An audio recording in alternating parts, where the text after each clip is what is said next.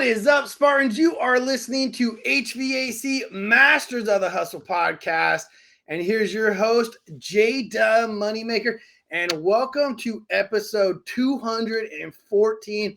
First off, Spartans, I got to say thank you for reaching out every single day and truly telling me how this podcast is bringing you and your company to the next level. That's what it's all about. As you know, I say it on every episode, I believe everyone has a Spartan in them. It's my job, my duty, and my obligation to bring that beast out in you. And we're just a couple days, weeks around the corner from our event that we'll be having in Salt Lake City, Utah. This is a way for HVAC Masters of the Hustle to say thank you to the industry as a whole. We're not charging for the event. Typically, it's $1,500 for general admission, $2,500 for VIP. We're doing a 2-day event absolutely for free, and we're excited to bring people all across the nation to be able to have a main stage, breakout rooms, and shop tours of Any Hour. And if y'all haven't heard of Any Hour, they started 12 years ago as a $2 million company out of this single location. Today, they're doing well over 100 million. They have 18 different other locations. And if you add that into the mix, they do well over 400 million. So super excited to be having the event there. Super excited to be helping you all, guys and girls, get to the next level. But I am super excited about this podcast because not only is she making a huge impact in the industry with the women, but I love seeing what her journeys look like the last couple years I've been following her, because she's not just a badass when it comes to HVAC. She's a badass when it comes to health, fitness, business, mindset.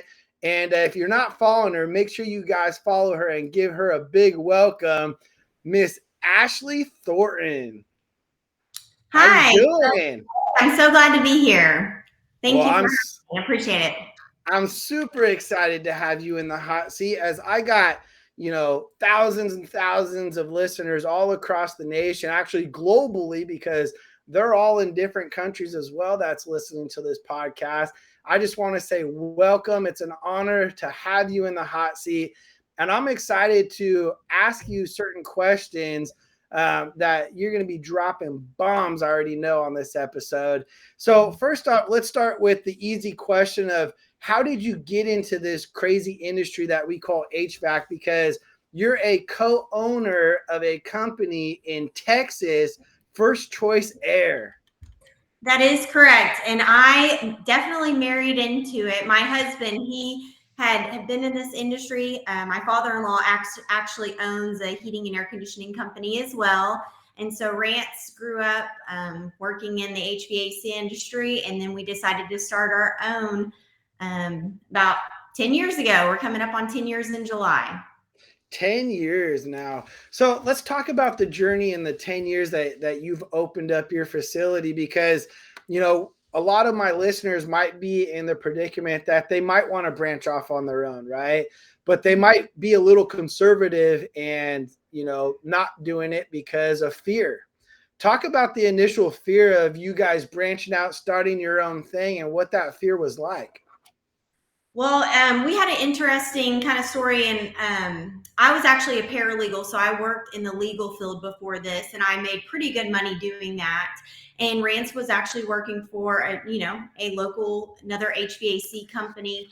And basically he was putting himself, whenever I remember coming home when we were dating, and I would come home and every night he was just studying and studying. Even he was studying to get his license. And then in addition, he was studying, if he didn't know something at work that day, he would be studying, okay, how am I going to fix this thing? He is a technician at heart. It's what he loves to do. It's what he's very good at, which obviously he's out of the truck. He's been out of the truck for a long time now. But it was just one day he had got his license, and then he kind of got fed up with where he was at. And he just took the leap and told me one day, and then we were like, all right, let's do it. So let's tag team it. Let's go. Yeah. And I continued working at my full-time job for 2 years.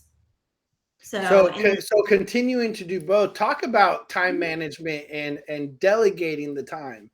Yeah, I would say I really tried to help out as much as I can, but he really wore a lot of the hats for the first 2 years, answering phones, doing some of the accounting, helping with the taxes and stuff, running service calls and everything. And I tried to help out, and I ended up taking over the accounting portion, which looking back now, I laugh at. I actually did it for the first 5 years of our company, but he primarily wore all the hats mostly. And I helped him out where I could when I was working, but I didn't want to disrespect the current employer that I had. Yeah, no, absolutely. As you continue this journey and everything, do you recall what the first year looked like as revenue and kind of throughout the last 10 years, what it evolved to be? Yeah. When we first started out, I believe, our first year was 500,000. It wasn't a whole lot, but we did end up getting some really good accounts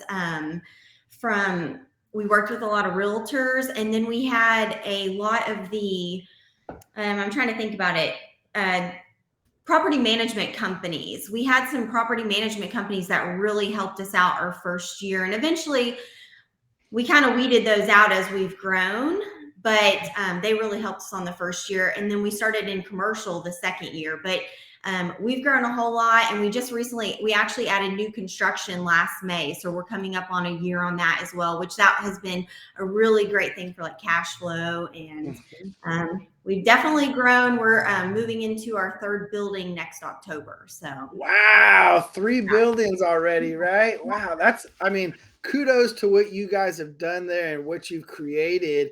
It's all starts with a purpose, a drive, and a why, right? So let me ask you, right. Ashley, what is your purpose? What's your drive? What's your why? Well, I'll be honest with financial freedom. That's a big thing for us. But in addition, we really want to, our employees, we want to help other people that's why I love this podcast. I love all the service time, Lady Titans and stuff, because of the fact that we're making HVAC cool. And that's what I had always told my husband. Like, one, I want us to be a classy HVAC company. But in addition, I want to make HVAC cool again. And that's what, get the kids that are in high school right now to, look past college and stuff. Because to be completely honest, my husband and I have several college. Like I said, I was a paralegal, so I have that certificate. I actually have my certification in nutrition as well, but I didn't get a bachelor's degree, and neither did my husband. Now, as you can see, having a license, you can make a lot more money than some college educated people. And that's absolutely. Yeah, 100% with that. What is the mission statement of your company and your guys' vision? Yeah, I would say, our mission statement really is to, we really just want to serve our community and be out helping people as much as possible. And then what was your second question? So, you're good. So talking about making a big impact and everything like that, one thing that you said is making an impact with the women in the trades and the younger generation and everything like that. What are some things that you all are doing as a company to reach the younger generation and reach the women to show that there's more opportunity for them instead of going the avenue of college? Yes. We do a lot of networking, which this is something that my husband and I were not good at our first probably 5 years into our company. And I would encourage anybody who's starting out, don't wait to do it as long as we did.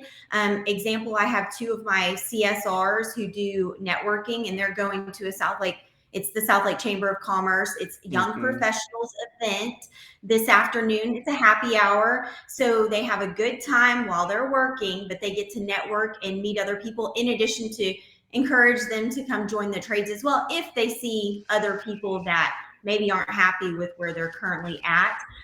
Going to different schools and doing recruiting, setting up booths and stuff. That's something else. And just really getting in the community. And then a lot of times, we started hiring on techs right out of school and training them ourselves.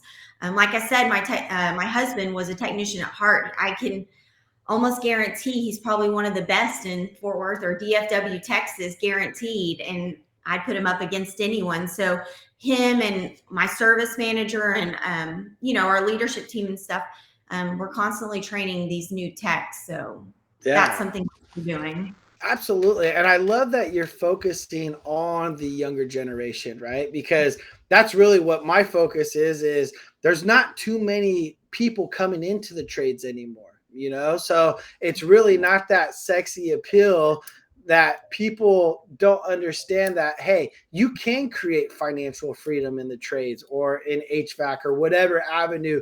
You don't need the avenue of college and a piece of paper in order to make six figures. Well, and it is, I believe you were a comfort advisor, correct? Yes, I was. I mean, our comfort advisors, there's times I'm like, man, they're taking more money home than I am. Absolutely. I mean, I know comfort advisors in the industry. I mean, Brent Buckley, right? Dude makes 900,000 plus a year, in Las Vegas. You have Rick Picard that just did 12 million this year in sales. And these are numbers. It's like running the 4-minute mile, right? And that's why I like doing these podcasts, is because people don't know what they don't know. They That's don't right. know what's possible, right? Talk about maybe some obstacles that you and your company had to endure or overcome in the last 10 years. Like, what's the biggest obstacle that stands out to you? Ooh, I could name a whole bunch.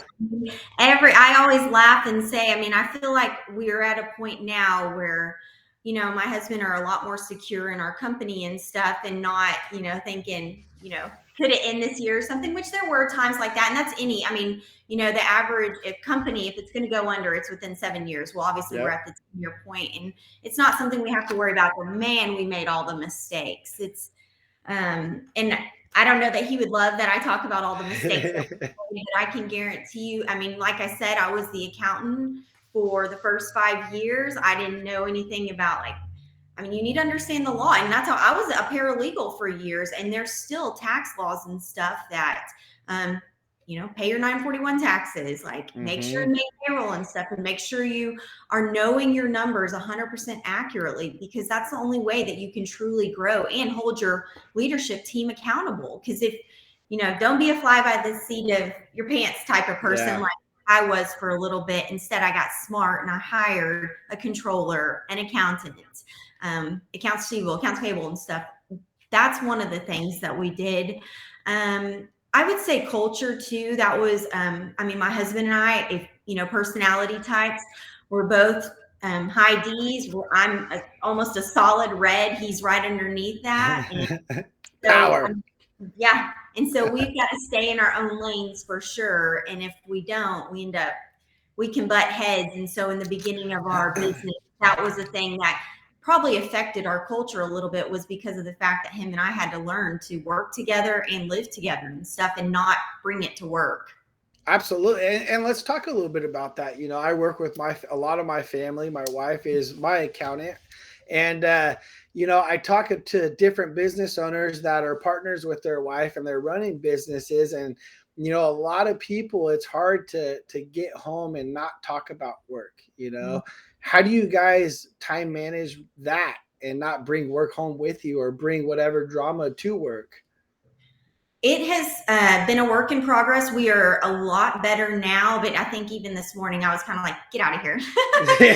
So there's still days where, we're guilty of it. We're getting a lot better at not taking it home. But the main thing is, we've kind of started even scheduling times in the office where him and I have our one-on-ones. One-on-ones are really important with all your employees, with your leadership team, and with your spouse. And so it's, if we're going to talk about work, it needs to be during our one-on-one at least once or twice a week.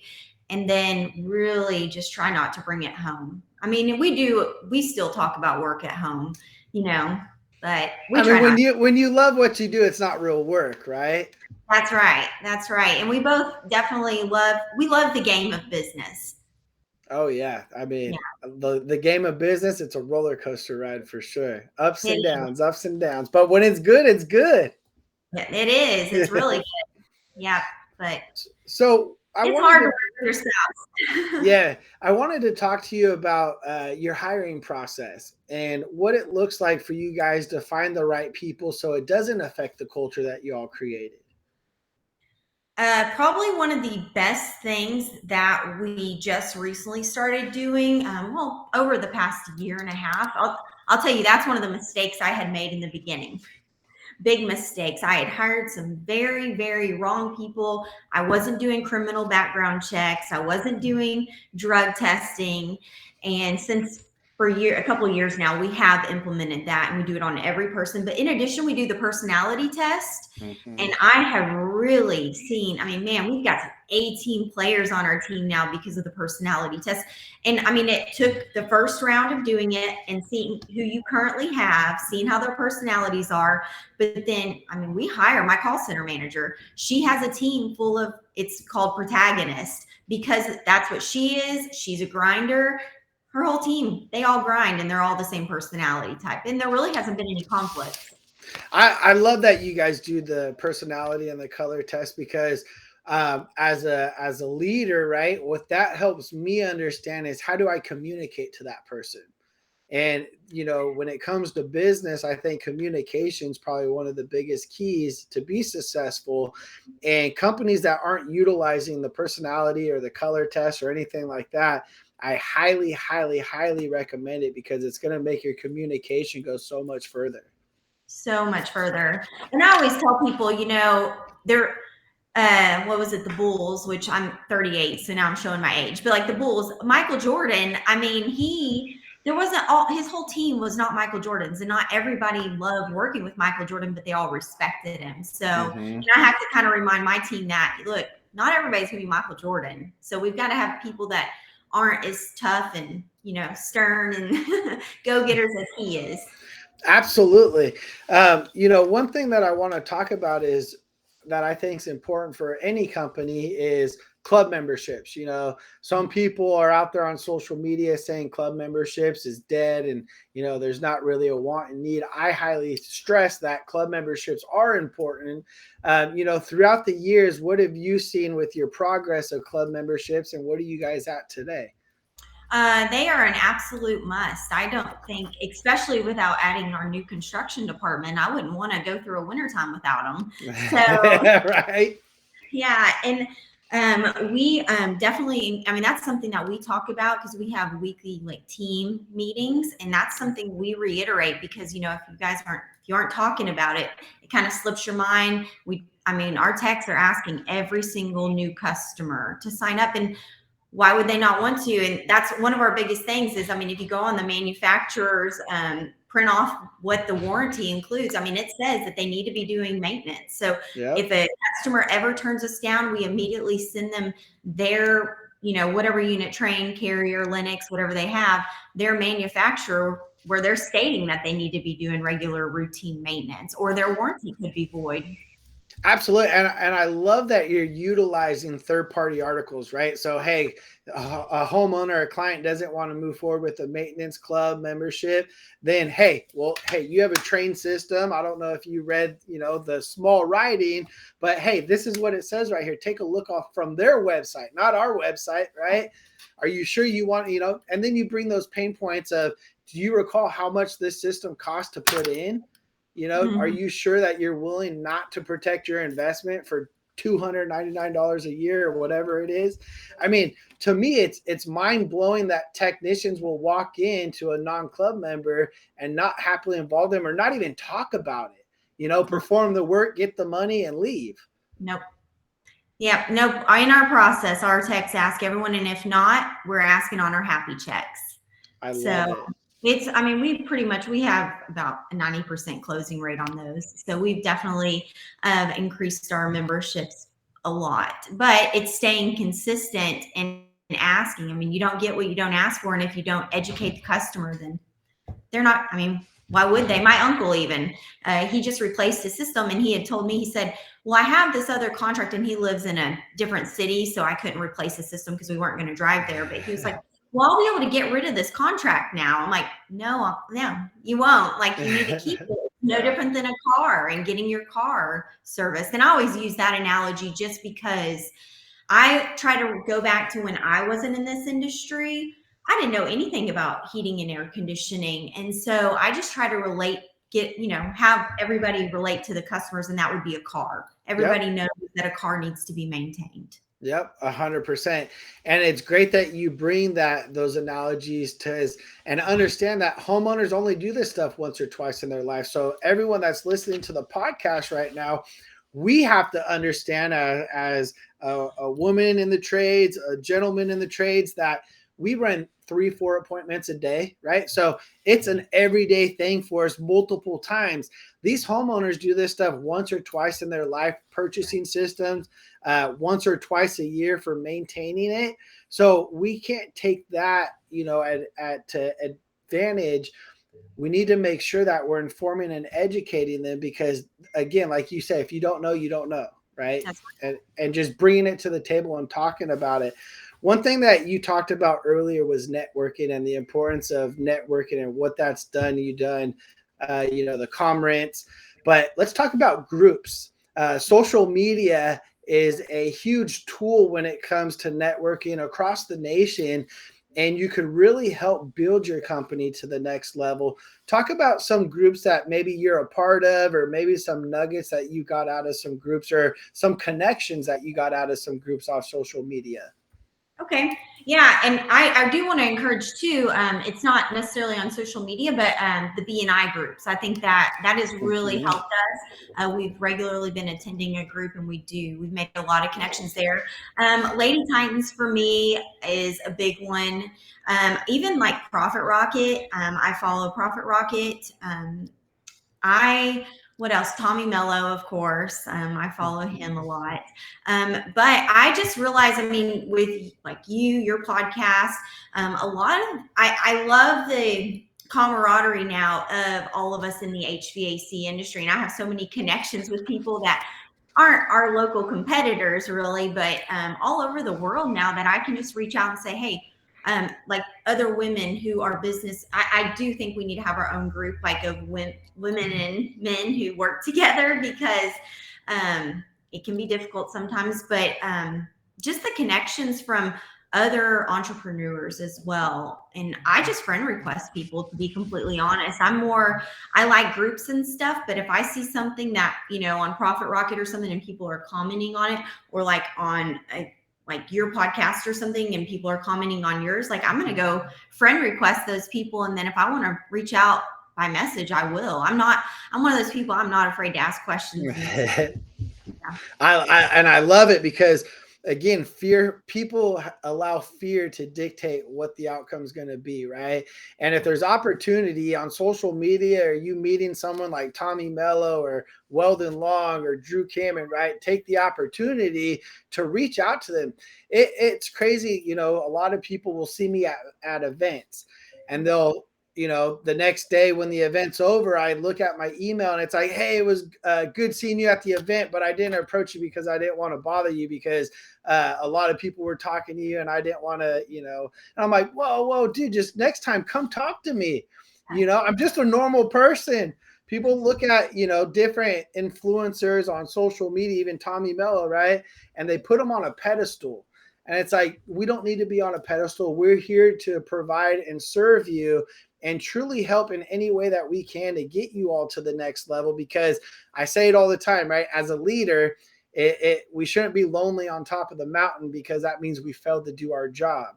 As a leader, we need to bring everyone to the top with us, and we have to continue to have that open hand concept. Because if I put sand in my hand and I kept my hand open, what's going to happen? It's going to fill up with sand. But the second I start closing it, I'm going to start losing people. And that's the thing, is we always got to keep that open hand concept.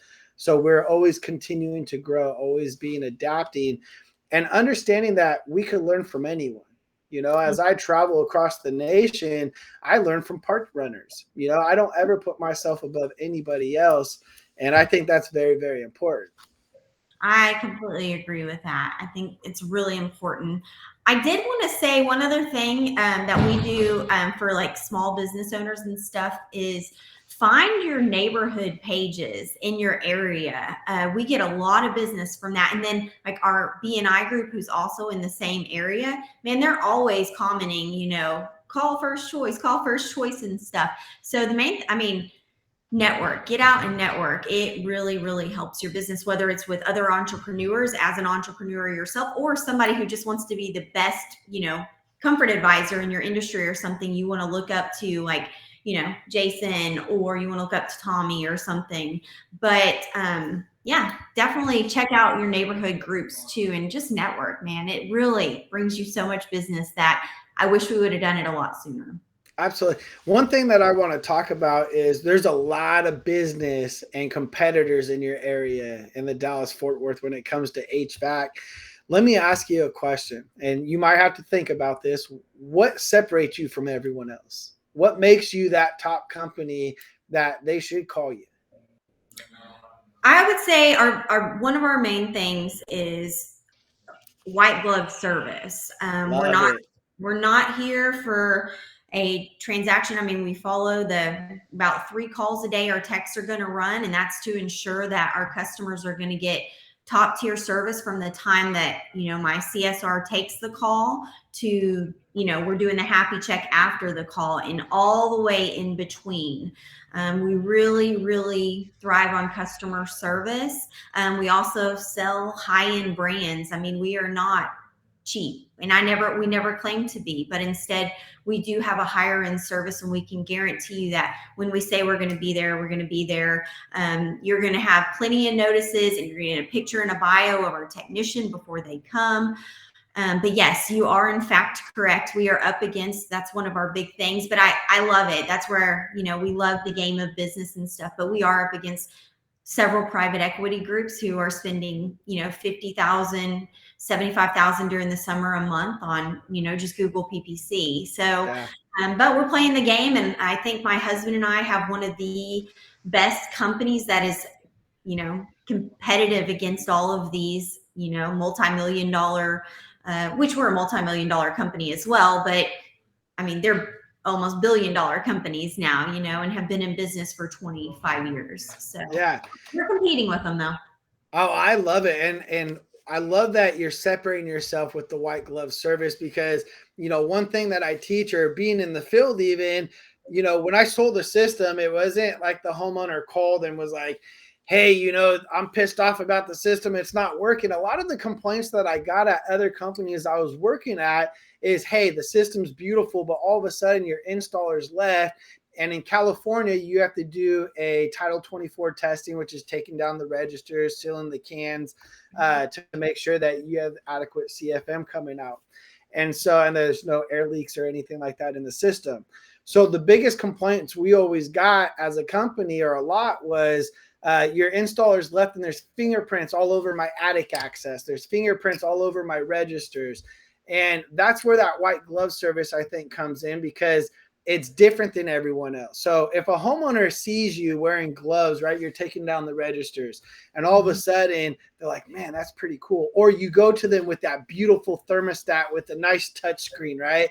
And you present it before you put it on the wall with white gloves. It's like being at the jeweler, right? Obviously, everyone knows I like my jewelry. And when you go buy a Rolex or you buy a high-end piece of jewelry, right, what are they going to do? They're going to put it on a nice felt like binder. Before they even touch it, they put on white gloves, right? And it's like, does the white gloves do something? I don't know, but it makes me feel important, right? Right. So it's just the little extra stuff. I mean, they give you water, right? I was just at Brad Lee's thing in Las Vegas, recording on his podcast, and I was amazed that it wasn't just normal water they were giving me, like, this is what I would give someone. They gave me Voss. And I was like, oh, cool. Hey, I got Voss water. So, I mean, it's the little things of how you take care of your people, and those are the things that are going to go the extra steps. And a lot of my listeners might think that's stupid or that's just so small, right? But the big thing is there's a reason why companies have doormats when they approach the door, or they have red carpets, or they drop cloth everywhere that they walk. Even though that they put drop cloths down, right, you still wear your floor savers. I don't call them shoe covers, because shoe covers protects your shoes. Floor savers protects their floors. So it's those little things of going in there. And I love to do stop buys when I'm on sites, because the business owner will tell me, oh yeah, we do this, we do this, we do this. I go, okay, what are your installs today? I'm going to pick 2 installs. And while I'm riding along with your team, I'm going to go stop by those installs and I'm going to let you know what I think. And I'll tell them, do not call them. And then I'll take pictures, because a lot of times business owners get so busy, they forget and they think that their install team or their install department's doing the right thing. And at the end of the day, it's a full circle, right? And Yes. as you were saying, Ashley, it starts with your dispatchers, your service, your sales, and then your install. Well, the first groups, right? They're only, your dispatchers talking for 3 to 5 minutes, setting up the appointment. Your technicians out there 2 hours, your comfort advisors out there 2 hours, but no one takes care of the install team. They're out there for a full day, 2 days, maybe 3 days sometimes. And that's where you really need to focus on getting your referrals, getting your testimony, really understanding the full circle and collecting payment as well. Yeah. So, go ahead. Yeah, and I completely agree with you. And that's a big thing. It's funny, my husband, he is probably one of the most detail-oriented persons there ever was. He actually has a big lifted truck. I think it's a big waste of money, but I love it. it's huge. And we kept it forever, but he redid it twice because he's so detailed. And that's how he is. I mean, everything within our Service Titan and stuff. I mean, there's got to be photos of every single little thing that we do. And then our managers just know what he expects, which is he has, sometimes I say his expectations are a little bit too high, but everybody knows that. So they know that the quality and craftsmanship matters. And I mean, you need to prove everything within Service Titan with the photos that we're going to also email to the customer and stuff. So yeah, absolutely. And, one thing that I know that you're passionate about isn't just people and, HVAC or the trades or your company, but you're also passionate. One thing that you said is health, nutrition, fitness, right? I think it's amazing that when I wake up, there's a video posted of you just running the track for several miles, getting ready for a Spartan run or at the gym. And there's no excuses with you, right? It's done every single day. So talk about your fitness journey, of the importance of it, because we're in a trade where people like to go to fast food and to 7-Eleven to get their Monsters and energy drinks. And talk about the importance of taking care of yourself, because health equals wealth. That's exactly right. And my husband and I are both on this. We actually, after COVID, we ended up buying a complete gym. I mean, we have a full gym and that our employees use. So we've got a pretty great culture where a lot of the guys come in the morning. The girls usually work out at night. So that's one thing that was really important to us, because we want to be surrounded by people like-minded, even, our employees as well. We want them to, rise up. And, health is really important to both him and I. He likes to lift weights. I do triathlons and I do the long distance ones. And I'm a very competitive person. So I want to be the best. So for me personally, I don't even drink. I mean, I get up every day. I want to feel the best that I can. And I do. I work out 7 days a week, and I'm going on my 3rd season now of triathlon. So I would say maybe I've taken 5 days off total between that. Look at those medals behind you. I mean, absolutely. Congratulations. I mean, I just see them behind you, just medal after medal after medal after medal. Talk about the preparation in order to do those triathlons. I mean, because it's a lot of work and a lot of toll on your body. It sure is. And I think a big thing for me, and that's where I go home and I go to sleep at night very early. I do get up super early, though. A big important thing to me is I do not have to be in this office every single day, but I'm the type of person that I want to be here with my team. I mean, I love this. I love what I do. I love our team. So I make sure that I'm here at work by 8 a.m. every single day. And I typically have a workout that's about 2 to 2.5 hours nearly every day. Occasionally it's an hour and a half. So I make sure I go. I mean, my husband knows I do leave at 5 every single day, but that gives me 2 hours at home. I get to bed. I would say by right now, I'm training for Kona, Hawaii, which is the World Championships. It's the biggest race ever. I feel like it's a once in a lifetime kind of deal right now. So I do go to bed about 7:30 p.m. every night, which people may think that's crazy, but that's just how disciplined I am and how important this race is to me. So, and then fueling, I mean, making sure that we don't eat junk here. We did a cookout the other day. It was my parts manager. He moved up from CSR to dispatching. Now he's my parts like warehouse manager, and it was his birthday the other day. So instead of doing, fast food and stuff, we did a cookout, and we just grilled a bunch of chicken. And my husband, if you follow me or whatever, people know he offshore fishes, so we catch a lot of really great fish.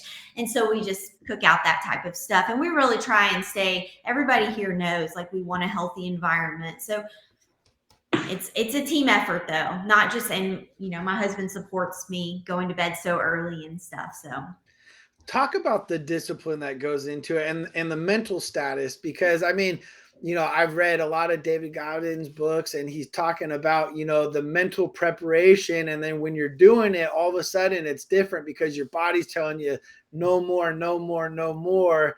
You feel all the pain of the miles and miles of this taken on your body, your knees, your feet. Talk about when you're actually doing those triathlons, the mental, mindset that you have to shift at some point. Yeah, and that's what I absolutely love about it, because I do the long distance. This weekend I'm doing a 70.3, but my big one that I will be doing is 140.6 miles. It's swim, bike, run, and you have to be mentally tough, though, and I that's exactly what I love about it. And the main thing is, every day is, you need to speak kindly to yourself. I think even if I catch myself saying something silly, like, oh, that was dumb or something, I retract and I say, oh, that, it was just a mistake. You're good. You're still smart. You're running a business. And it is very important that you believe in yourself, that you have a good team surrounding you, also believing in you. And accountability, though, I mean, if I weren't to do my workout or something, I expect my coach, which I do have a coach, to get on and tell me, hey, you didn't do so hot today. Why not? So you have to repeat to yourself, and have a strong mindset. But in addition, you have to check yourself too, and, have a reality check if you are slacking or something. I will even say, like, this morning, I could tell like my workout wasn't as great, and it's because I didn't fuel enough yesterday. So, but you learn that about yourself. And the main thing is just stay positive, but also check yourself and make sure, what you're telling yourself is true. Absolutely. I love that. As we're ending the podcast, I got listeners from business owners, dispatchers, supervisors, managers, technicians, installers, comfort advisors. What would you like for them to get out of this episode of HVAC Masters of the Hustle? Just that you need to believe in yourself, surround yourself with like-minded people. Don't settle for people who aren't like that, because that is very, very important to do for your daily life, for, achieving the things that I think anybody who's listening to this podcast wants to do. I mean, we're all wanting to be the best. It seems like that's why we're listening to the podcast. So Absolutely. Well, Ashley, it's been an honor to get you into the hot seat. I know that our schedules are super busy, so to get you on the podcast, it's an absolute honor. Until next time, I'm sure I'll have you and your husband come back. awesome. Thank you so much. Absolutely. Boom. See, nice and